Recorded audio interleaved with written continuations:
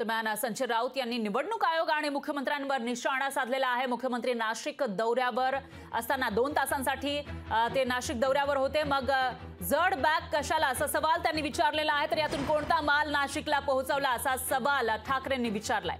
सत्ताधाऱ्यांकडून पैसे वाटप करण्यात आल्याचा आरोप सुद्धा करण्यात आला आहे। ट्विटरवर व्हिडिओ शेअर करत राऊतांनी हा सवाल उपस्थित केला आहे। तर मुख्यमंत्री शिंदे हे नाशिक दौऱ्यावर होते 2 दिवसांपूर्वी, पण ते 2 तासांसाठी गेले असताना त्यांच्याकडे जड बॅग होती असा दावा करण्यात आलाय। तसा व्हिडिओ ही इथं शेअर करण्यात आला आहे। तर हा 2 दिवसांपूर्वीचा व्हिडिओ आहे, ज्यावेळेला मुख्यमंत्री शिंदे नाशिकमध्ये गेले होते, नाशिक दौऱ्यावर ते गेलेले होते आणि या ठिकाणी त्यांच्या बैठकांचा सिलसिला सुरू होता। पण त्याच वेळेला त्यांच्यासोबत जड बॅग आपल्याला पाहायला मिळतात। जे सिक्युरिटी आहे त्यांच्याकडून हे जड बॅगा पुढे नेत असल्याचं आपल्याला या व्हिडिओच्या माध्यमातून दिसतंय।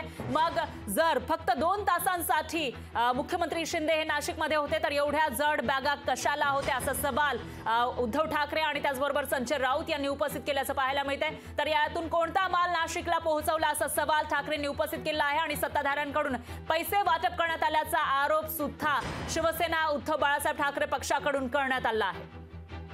तर हाच व्हिडिओ ट्विटरवर शेअर करण्यात आला आहे, त्याची दृश्य आपण बघू शकतोय लोकशाही मराठीच्या माध्यमातून। 2 तासांसाठी जर मुख्यमंत्री नाशिकला गेले होते, तर मग एवढी जड बॅग कशाला घेऊन गेले असा सवाल विचारण्यात आलाय।